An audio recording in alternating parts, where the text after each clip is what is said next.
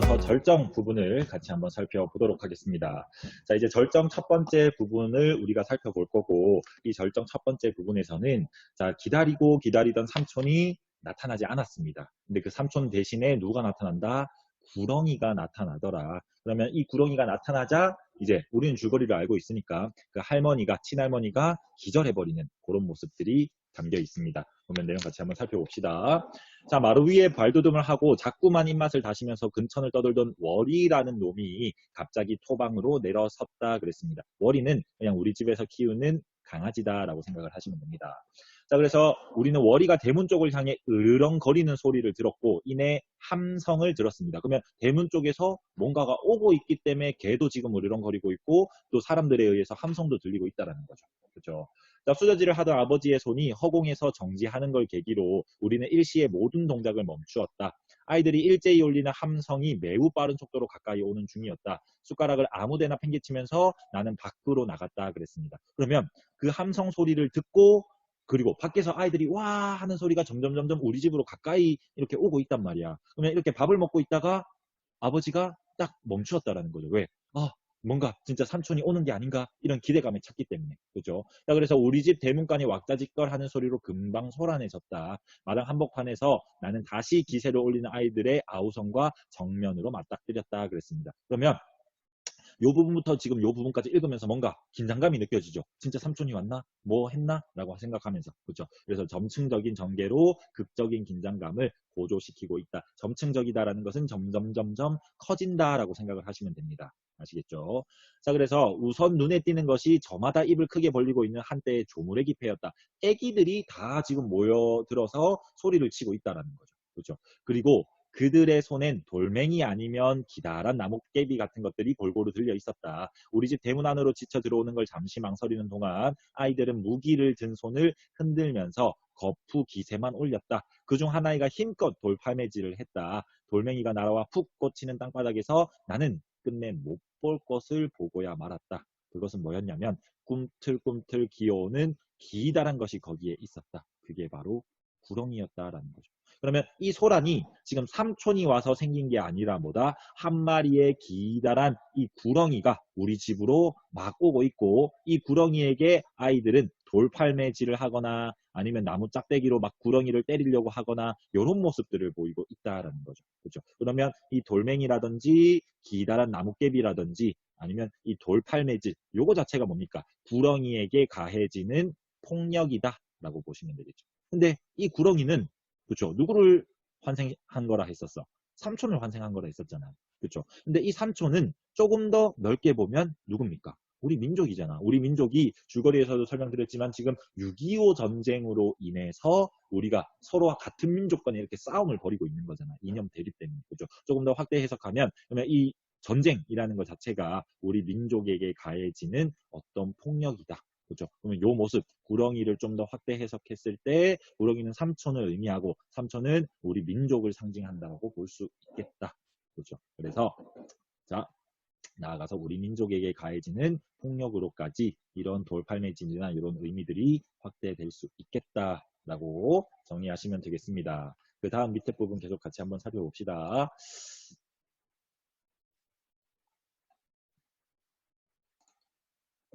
자, 눈어림만으로도 사람 키보다 훨씬 큰 한 마리의 구렁이가 있었다. 이 구렁이는 삼촌의 환생. 우리 옛날 미신에 있었다 그랬죠. 그렇죠?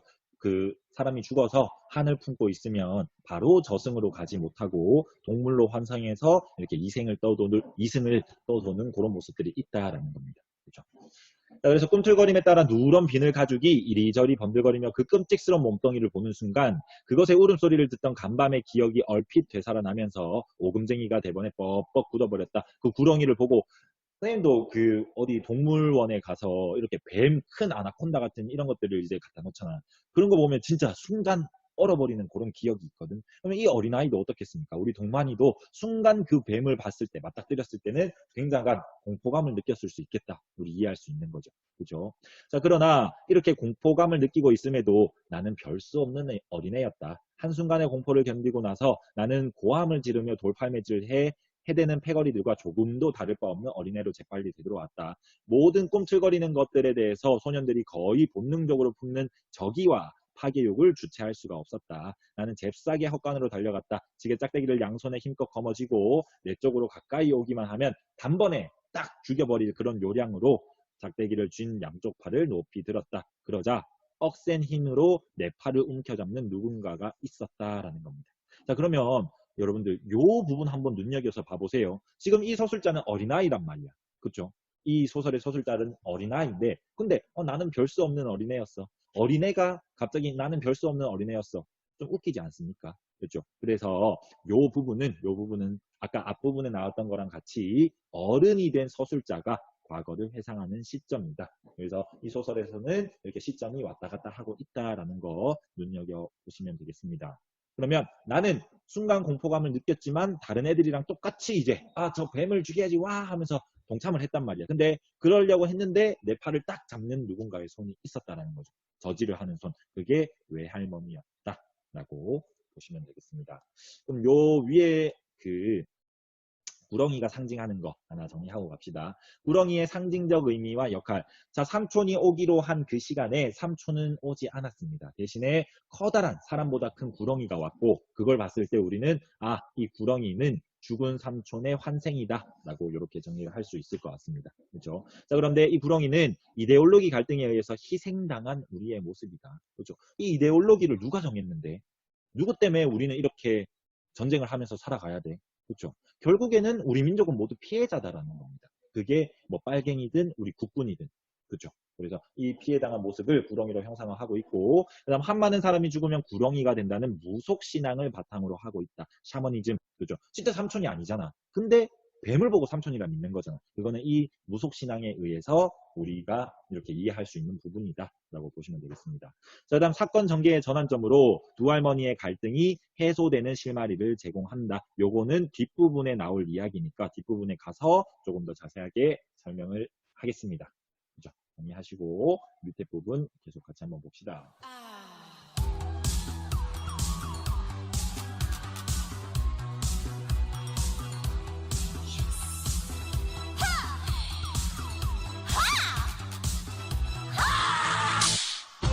돌아보니 외할머니였습니다. 외할머니가 내 팔을 저지하고 있었고요. 그 다음 동시에 째지는 듯한 비명소리가 들렸는데 그러면서 고꾸라지는 할머니의 모습을 나는 목격했다. 그 뱀을 보자마자 친할머니가 이렇게 쓰러지는 모습도 나는 봤다라는 겁니다. 그렇죠? 그러면 외할머니가 나를 맞고 또 친할머니가 이렇게 쓰러지는 이유는 뭐겠습니까? 바로 구렁이가 누구라고 생각했기 때문에 삼촌이라고 생각했기 때문인 거죠. 두 할머니 모두 다가. 그렇죠?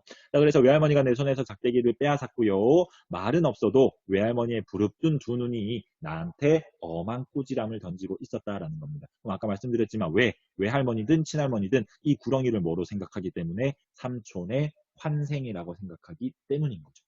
그렇죠?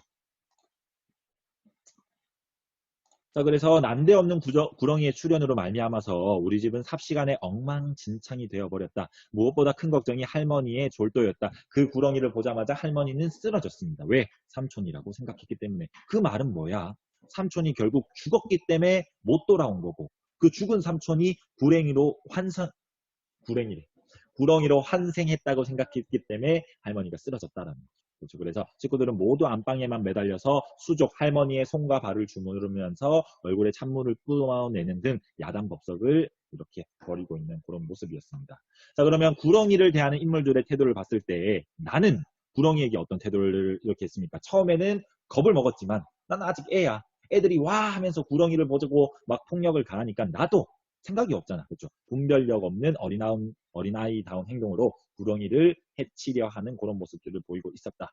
자, 반면에 할머니와 외할머니는 이 구렁이를 삼촌이 환생한 거다라고 생각을 했고 그래서 친할머니는 내 아들이잖아. 내 아들이니까 충격을 받아서 졸도를 했고요. 그 다음 외할머니는 침착하게 대응을 했죠. 마을 사람들을 몰아내고 그 다음 내가 구렁이를 때리지 못하게 이렇게 괴롭히지 못하게 침착하게 대응하는 그런 모습들을 보여주고 있었다. 그죠? 그 다음 친할머니의 졸도는 소설 전개에 어떤 영향을 미칠까 한번 생각을 해보자라는 겁니다. 생각을 해보면 사건을 이끌어 나가는 인물이